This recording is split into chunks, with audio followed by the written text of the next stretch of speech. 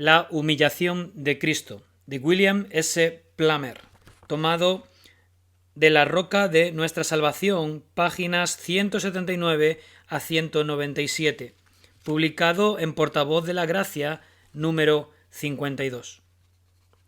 Respecto a la humillación del Salvador, el lenguaje de la Escritura es contundente. Se despojó a sí mismo, tomando forma de siervo, hecho semejante a los hombres, y estando en la condición de hombre, se humilló a sí mismo, haciéndose obediente hasta la muerte y muerte de cruz. Filipenses 2, 7 y 8.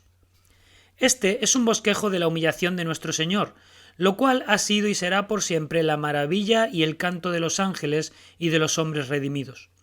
Toda la historia de nuestro Señor en la tierra fue una serie de actos de despojarse a sí mismo y de humillación. Comencemos por las humildes circunstancias en las cuales él vino al mundo.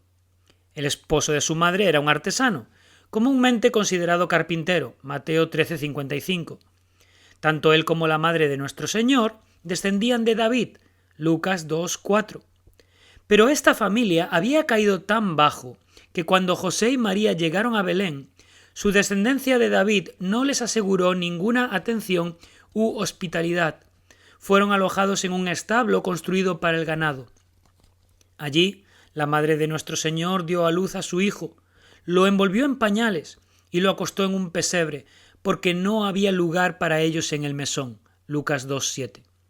Y cuando lo llevó para presentarlo a Dios en el templo, su ofrenda fue la de los más pobres, un par de tórtolas o 2 palominos. Lucas 2:24. La ley de Moisés admitía esa ofrenda para quienes no tenían lo suficiente para un cordero. Levítico 12:8. Así, la más favorecida entre las mujeres se encontraba en las profundidades de la pobreza y en un gran abandono. Su primogénito compartía su suerte. Solo he oído hablar de un niño nacido en un establo, el santo niño Jesús. Al nacer, nuestro Señor tenía todas las debilidades de la infancia. Era indefenso y dependiente, como los demás niños. La historia inspirada nos dice que él crecía en sabiduría y en estatura y en gracia para con Dios y los hombres. Lucas 2:52. Él tuvo las pruebas de la infancia. Apenas se supo de su nacimiento. Herodes el Grande, un hombre cruel y sanguinario, se propuso matarlo. Mató a todos los niños pequeños en un distrito de la tierra, con la esperanza de que así, seguro, destruiría a Jesús. Por la oportuna advertencia de Dios, aquel infante salvador fue rescatado del mal que lo amenazaba, pero solo mediante la huida a Egipto. Egipto, el Rahab y el Leviatán de las Escrituras. El pueblo cruel, idólatra y degradado de aquella tierra tenía un odio hereditario e inveterado contra los judíos.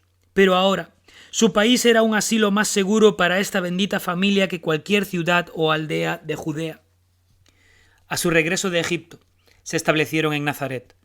Por algunas razones este lugar se había vuelto odioso. Incluso el ingenuo Natanael compartió la aversión común y exclamó: ¿De Nazaret puede salir algo bueno? Juan 1:46. Jesús pasó la mayor parte de su vida allí hasta que cumplió los 30 años. Nazaret no es mencionada ni una sola vez en el Antiguo Testamento, ni por Josefo. La profecía decía que Cristo sería despreciado y desechado entre los hombres. Isaías 53:3. Nazaret era, con gran probabilidad, tristemente célebre por la ferocidad y brutalidad de su gente. Lucas 4:16 al 30. No era la sede de ninguna escuela famosa. Como lugar de residencia tenía la ventaja de la privacidad y su posición geográfica era verdaderamente hermosa. Aquí vivió y trabajó nuestro Señor en el mismo oficio que José, pues sus propios compatriotas decían: ¿no es este el carpintero, el hijo de María? Marcos 6:3. Si había alguna escuela en Nazaret, Jesús no parece haber asistido a ella, pues los judíos decían: ¿cómo sabe este letras sin haber estudiado? Juan 7:15. Otra parte de la humillación de Cristo consistió en ser tentado, Hebreos 2:18 y 4:15. Es cierto que el príncipe de este mundo no halló nada en él, Juan 14:30.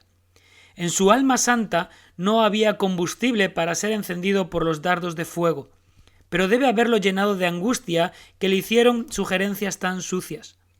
Hasta donde sabemos, su primer gran conflicto con el adversario fue en el desierto.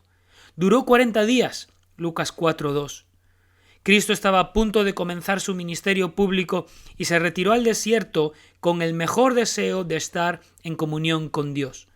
Pero Satanás lo fastidiaba continuamente. La tentación se fue agravando cada vez más hasta el final. El adversario le tentó entonces, para que utilizara su poder milagroso para probar su deidad a Satanás y para saciar su propia hambre, dado que no había comido nada durante 40 días. El maligno también le tentó a un acto de presunción, arrojándose desde el pináculo del templo. Por último, le ofreció inmensas posesiones y grandes honores, los reinos del mundo y la gloria de ellos, si cometía un acto de idolatría. El hecho de que estos asedios se le impusieran en su soledad aumentó no poco el poder de estos ataques. Aunque cada asalto fue un completo fracaso, el diablo se alejó de él solo por un tiempo. Lucas 4:13. El Salvador fue tentado en todo según nuestra semejanza, pero sin pecado. Hebreos 4:15. Como Jesús nació, así vivió y murió pobre. Dijo: las zorras tienen guaridas y las aves del cielo nidos, mas el Hijo del Hombre no tiene dónde recostar su cabeza. Mateo 8:20. Durante su ministerio parece que subsistió principalmente gracias a la caridad de algunas pobres mujeres piadosas. Sabía muy bien lo que era pasar hambre y necesidad cuando le exigieron un impuesto de capitación, aunque para él y Pedro no era más que media corona, no pudo pagarlo sin un milagro. Otro elemento de la humillación de Cristo es que fue designado para enfrentar extrema aflicción. Por encima de todos los que alguna vez vivieron, él fue el varón de dolores, Isaías 53:3. Estaba sujeto a la desilusión, al dolor, a la vejación, al sentimiento de injusticia, al sentimiento de la ingratitud de los hombres y los dolores que surgen del desprecio de todos los principios de la amistad. Su alma santa fue llena de angustia por su cruel rechazo. En el mundo estaba, y el mundo por él fue hecho, pero el mundo no le conoció. A lo suyo vino, y los suyos no le recibieron. Juan 1:10 y 11. Ninguno de los príncipes de este mundo le conoció. 1 Corintios 2:8. Como que escondimos de él el rostro, fue menospreciado y no lo estimamos. Isaías 53:3. Aquellas innumerables molestias llamadas desaires debieron haberle herido profundamente. La gente de la ciudad donde se había criado se sintió tan ofendida por su primer sermón en la sinagoga que intentó acabar con su vida arrojándole desde una roca alta. Lucas 4:16 al 30. Y cuando afirmó que existía antes de Abraham, los judíos tomaron piedras para arrojárselas. Juan 8:59.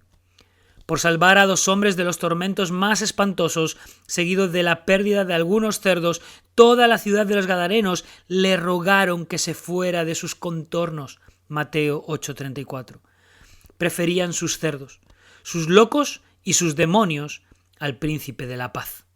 Después de su juicio, los judíos gritaron: ¡fuera! ¡Fuera! Juan 19:15. Preferían tener un asesino suelto en su comunidad en lugar de que el Hijo de Dios enseñara por más tiempo sus doctrinas celestiales. Su clamor era: no a este, sino a Barrabás. Juan 18:40. Durante todo su ministerio, los líderes entre sus enemigos negaron que Dios le hubiera enviado. Juan 10:24 al 26. Nunca una misión estuvo tan bien atestiguada, nunca hubo atestiguaciones tan malignamente rechazadas. Y nunca se había acumulado tantos duros nombres y epítetos oprobiosos sobre nadie. Sus enemigos decían que era un engañador. Juan 7:12. Comilón y bebedor de vino, amigo de publicanos y pecadores. Mateo 11:19. Decían que estaba aliado con el príncipe de los demonios y que obraba milagros en poder satánico. Sin duda, por encima de todos los demás, sufrió tal contradicción de pecadores contra sí mismo. Hebreos 12:3. Tampoco estas cosas dejaron de tener sus terribles efectos sobre su refinada y tierna naturaleza. De tal manera fue desfigurado de los hombres su parecer y su hermosura más que la de los hijos de los hombres. Isaías 52:14. Hablando en su nombre, el profeta dijo: El escarnio ha quebrantado mi corazón y estoy acongojado. Esperé quien se compadeciese de mí y no lo hubo, ni consoladores, y ninguno hallé. Salmo 69:20. En otra parte, el mismo profeta había dicho en su nombre: Mas yo soy gusano y no hombre, oprobio de los hombres y despreciado del pueblo. Todos los que me ven me escarnecen, estiran la boca, menean la cabeza. Salmo 22, 6 y 7. Los anales de nuestra raza no ofrecen paralelo a su historia en cuanto a la falta de simpatía ante los asombrosos sufrimientos. Sus enemigos no consideraron indecentes sus palabras de mofa, ni sus burlas en medio de sus agonías. Mateo 27, 40 al 43. En su mayor prueba, cuando más necesitaba los oficios de la amistad, sus discípulos dejándole huyeron. Mateo 26, 56. El más audaz de todos sus seguidores le negó 3 veces, y hasta con juramentos y maldiciones, como dice en Marcos 14, 71. Nunca un amigo expresó en su rostro tanta sorpresa, pesar y reprensión como cuando Cristo miró a Pedro después de que el gallo cantó. No solo fue negado por un discípulo, él fue traicionado por otro de una manera llena de vil hipocresía, incluso con un beso. Lucas 22, 48. El motivo general de su traición fue la depravación de Judas. El motivo especial fue la codicia. Sin embargo, el hijo de perdición lo vendió por la mísera suma de 30 monedas de plata, la cantidad fijada por la ley de Moisés como el precio de un esclavo, que debía pagarse a su dueño si su muerte había sido causada por la cornada del buey de un vecino. Éxodo 21, 32. Al hablar proféticamente de esta suma, Zacarías la califica mordazmente de hermoso precio. El profeta arrojó la cantidad en desprecio al alfarero de la casa del Señor. Zacarías 11:13. Otro elemento en la humillación de nuestro Señor fue el carácter del testimonio en su juicio. Todos los testigos fueron sobornados. Los judíos buscaban falso testimonio contra Jesús para entregarle a la muerte, y no lo hallaron, aunque muchos testigos falsos se presentaban. Mateo 26, 59 y 60. Es decir, la ley exigía 2 testigos concurrentes y no encontraron 2 que estuvieran de acuerdo. Pero al fin vinieron 2 testigos falsos que dijeron: Este dijo: puedo derribar el templo de Dios y en 3 días reedificarlo. Mateo 26, 60 y 61. Estos testigos mintieron porque no le habían oído decir nada acerca de destruir el templo, y lo que él dijo era muy distinto de lo que ellos alegaban: destruid este templo, es decir, matad este cuerpo, y en 3 días lo levantaré. Juan 2:19. La acusación era absurda y frívola, además de falsa. No es de extrañar que Jesús callara y no contestara nada. Evidentemente, los judíos pensaron que no habían presentado bien ninguna acusación seria, pues trataron de obtener de él una confesión de que él era el Cristo, el Hijo del Bendito.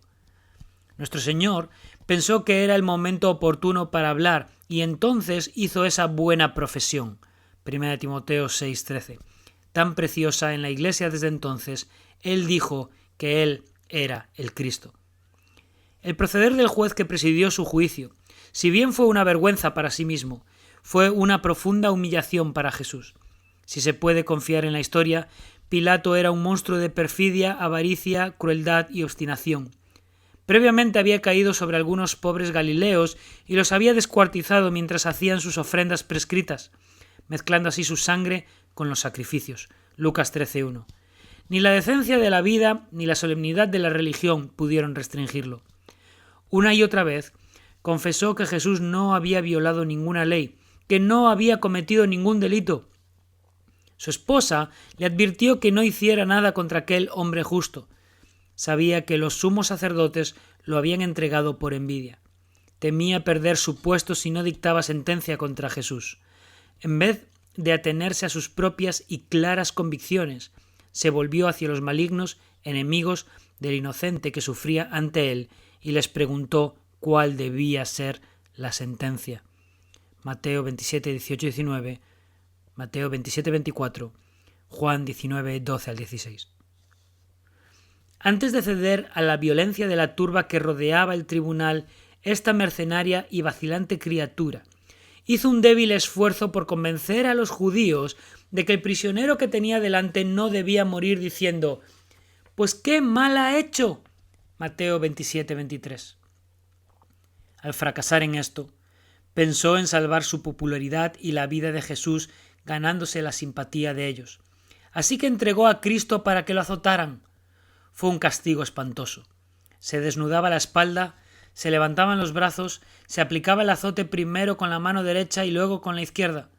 Los hombres a menudo se desmayaban ante la espantosa visión. Todo esto había sido predicho por el profeta evangélico. Di mi cuerpo a los heridores y mis mejillas a los que me mesaban la barba. No escondí mi rostro de injurias y disputos. Isaías 56. Pero todo esto no sirvió para apaciguar la ira de la maligna multitud. Tampoco fortaleció ningún propósito justo en el seno del juez. Así entregó a su víctima inocente para que fuera crucificada. Mateo 27, 26. A menudo nos preguntamos: ¿qué fue de Pilato? Su asesinato de los galileos y otros actos de violencia semejantes probablemente habrían causado su destitución de no haber muerto Tiberio. Sin embargo, cayó bajo el desagrado del sucesor de aquel emperador. Fue degradado de su cargo, se convirtió en un miserable paria y terminó sus días suicidándose. Como la forma de juicio concedida a Jesús era una burla de toda justicia y decencia, así se mantuvo la burla hasta el final. Le escupieron en el rostro y le dieron de puñetazos, y otros le abofeteaban diciendo: «Profetízanos, Cristo, ¿quién es el que te golpeó?». Mateo 26, 67 al 68. Y desnudándole, le echaron encima un manto de escarlata, y pusieron sobre su cabeza una corona tejida de espinas y una caña en su mano derecha, e hincando la rodilla delante de él le escarnecían diciendo: «Salve, Rey de los judíos». Y escupiéndole, tomaban la caña y le golpeaban en la cabeza. Después de haberle escarnecido, le quitaron el manto, le pusieron sus vestidos y le llevaron para crucificarle. Mateo 27, 28 al 31. Sería maravilloso, en verdad, que tan larga e insomne pena, tales azotes y golpes, no hubieran agotado sus fuerzas.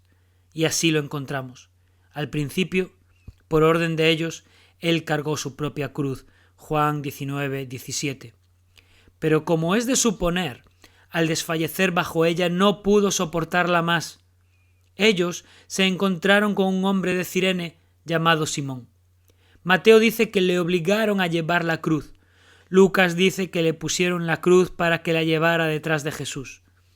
No se sabe con certeza quién era este Simón, amigo o enemigo, ni cómo se sentía en la triste situación, pero probablemente se sospechaba que se inclinaba por la causa de Cristo. No se sabe con certeza si cargó con toda la cruz o solo con la parte posterior.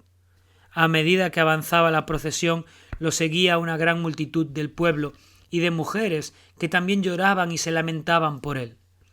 Pero Jesús, sabiendo que pronto pasaría sus tribulaciones y viendo la gloria que vendría después, volviéndose hacia ellas, les dijo: «No lloréis por mí, sino llorad por vosotras mismas y por vuestros hijos». Entonces predijo el terrible destino de la ciudad santa. Lucas 23, 27 al 31. Al llegar al terrible lugar, Jesús fue de nuevo despojado de su ropa y clavado en la cruz. Verdaderamente esa era la hora de las tinieblas. Pocos días antes, el Hijo de Dios había llorado. La noche anterior había sudado sangre. Lucas 22, 44. Ahora Él está en la cruz, recibiendo de mano de los hombres un castigo reservado a los peores criminales y a los esclavos. Algunos piensan que colgar de la cruz produjo dislocación. Así entienden esta frase: «Todos mis huesos se desconyuntaron». Salmo 22, 14. Otros piensan que se trata de un lenguaje figurado descriptivo de una espantosa agonía, como si todos los huesos estuvieran dislocados. Tal vez sea esta la opinión más probable. La teoría de la muerte por crucifixión era la extinción de la vida, no por estrangulamiento ni por la pérdida de sangre, sino por angustia nerviosa. Las extremidades, sede de sensaciones muy sensibles, estaban heridas y laceradas. Las distorsiones del cuerpo eran terribles. Se confinaba a la víctima a una posición, lo que era una gran tortura si se prolongaba por mucho tiempo. Uno puede leer la historia de la crucifixión hasta que sus sentimientos se petrifiquen. Los detalles son realmente lacerantes. Sin duda, una descripción gráfica de ellos en una gran asamblea haría que muchos se desmayaran. Pero el objeto de este capítulo no es desgarrar sensibilidades, sino mostrar cómo Jesús se humilló a sí mismo y se hizo obediente hasta la muerte y muerte de cruz. Maravillosa cruz, maravilloso madero. Pero la eficacia de la cruz no está en la madera, sino en la sangre derramada por aquel que colgó de ella. Toda muerte en la cruz fue vergonzosa. La de nuestro Señor lo fue especialmente. Fue crucificado entre dos ladrones y con todas las marcas de la ignominia. Tal fue la agonía de la muerte en la cruz que por una cuestión de humanidad parece haber sido costumbre administrar algún narcótico potente para producir insensibilidad. Se ofreció a nuestro Salvador vino mezclado con mirra, pero él no lo tomó. Marcos 15:23. Obtuvo su solaz de otra fuente. Así como había desechado sus reproches y crueldades, también rechazó la copa estupefaciente que le ofrecieron. Cristo terminaría sus días con un intelecto despejado. No dejaría el mundo en un estupor voluntario. Sin embargo, incluso el ofrecimiento de vino mezclado con mirra fue prontamente seguido de nuevas burlas. Mateo 27, 42 y 43. A menudo, la muerte en la cruz es llamada maldita. Y así fue, de hecho. Pablo dice, porque está escrito, maldito todo es el que es colgado en un madero. Gálatas 3:13. Se refiere a Deuteronomio 21, 22 y 23. Si alguno hubiere cometido algún crimen digno de muerte, y lo hicierais morir, y lo colgareis en un madero, no dejaréis que su cuerpo pase la noche sobre el madero. Sin falta lo enterrarás el mismo día, porque maldito por Dios es el colgado, y no contaminarás tu tierra, que Jehová tu Dios te da por heredad. Estos textos no enseñan que la miseria eterna siempre seguía a este tipo de muerte. Sabemos que no es así. El ladrón penitente pasó de la cruz al paraíso. Aunque la sentencia dada por Pilato fue totalmente injusta, y aunque fue con manos inicuas que Jesús fue crucificado y asesinado, Hechos 2:23, sin embargo, como Él voluntariamente y por la aprobación de Dios se puso en nuestro lugar, Él llevó la maldición de la ley, no por los suyos, sino por nuestros pecados. Sin duda, la ley mosaica apuntaba a la muerte de Cristo, pues por encima de todo lo que había vivido, Él fue hecho maldición. Gálatas 3:13. Aunque no por sí mismo, sino por nosotros, no solo fue abandonado por los hombres, sino también por Dios. El clamor más amargo que jamás se haya oído salió de la cruz. Eloí, Eloí, ¿lama sabactaní? Marcos 15:34. No mucho después, nuestro Salvador clamó a gran voz y entregó el espíritu. Los verdugos admitieron que estaba muerto y ni amigos ni enemigos dudaron. El agua que brotó de su costado demostró que estaba muerto y frío. Pero el Señor del cielo y de la tierra no tenía sepulcro propio. El amor de uno de sus seguidores le aseguró su sepultura. José de Arimatea, un consejero honorable y un hombre rico, quien hasta entonces había mostrado mucha timidez, se presentó osadamente a Pilato y pidió el cuerpo de Jesús. Compró una sábana y quitándolo, lo envolvió en la sábana y lo puso en un sepulcro que estaba excavado en una peña, e hizo rodar una piedra a la entrada del sepulcro. Marcos 15, 43 y 46. Allí yacía el Señor, rodeado de una fuerte guardia de soldados romanos. Este fue el fin de su humillación. Fragmento de La roca de nuestra salvación, páginas 179 a 197.